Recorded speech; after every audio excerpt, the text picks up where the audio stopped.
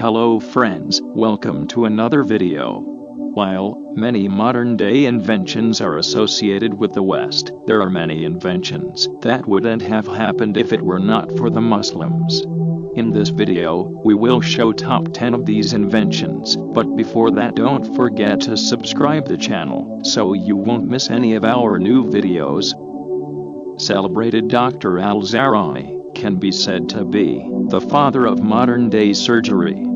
Many modern-day apparatus and procedures used in surgery can be traced back to him. He was the first person to use catgut for stitches, as the using of catgut eliminates the need for a second surgery to remove stitches. Many of his other groundbreaking procedures in surgery include the usage of forceps during childbirth, local anesthesia before surgeries, and performing the first cesarean operation. Coffee was first brewed in Yemen over 1,000 years ago.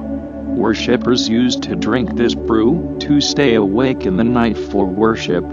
By the 16th century, coffee found its way to Europe when it was brought to Italy by a Venetian trader. Abbas ibn Firnas is said to be the first person to make a real attempt to construct a machine that will help him fly.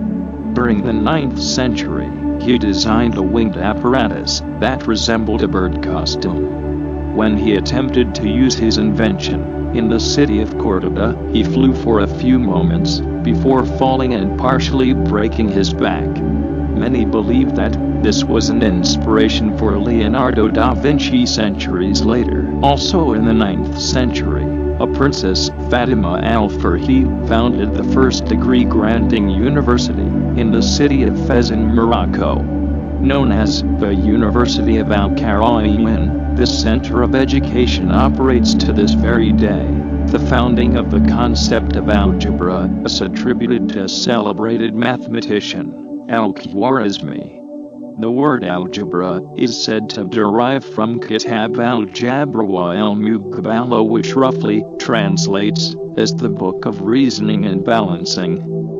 Al-Khwarizmi was also the first to introduce the concept of raising a number to a power. Over 1,000 years ago, the physicist al-haytham is said to have proved that humans see objects by light reflecting off objects and entering the eye, dismissing the common perception that light was emitted from the eye itself.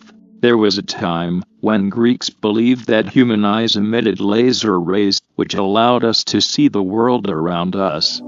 However, a 10th century Muslim mathematician, Ibn al-Haytham, discovered otherwise. Light goes into the eye instead of going out. He observed and studied the behavior of the light coming through a small hole in the windows, which led to his invention of the world's first pinhole camera. He discovered that the minor the hole is, the better the picture turns out. Al-Haytham set up the first camera obscura. Hence, without his research on apertures and light, the complex mechanisms inside our everyday cameras would cease to exist today. It is Hazrat Sulla who created the formula for soap. Egyptians did use a kind of soap, so did the Romans.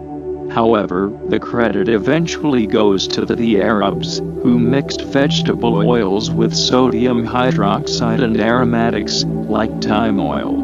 On the other hand, shampoo was invented by a Muslim in England, 1759, and was eventually hired as the shampooing surgeon to King George IV and William IV. The first medical center was in Egypt. Founded in the 9th century, in the city of Cairo, it was called the Ahmed Tulun Hospital.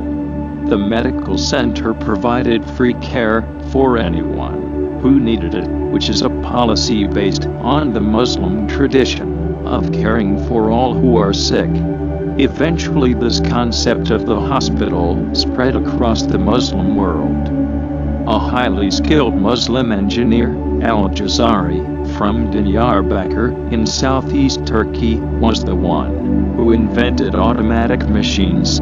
He designed and developed various clocks of all shapes and size,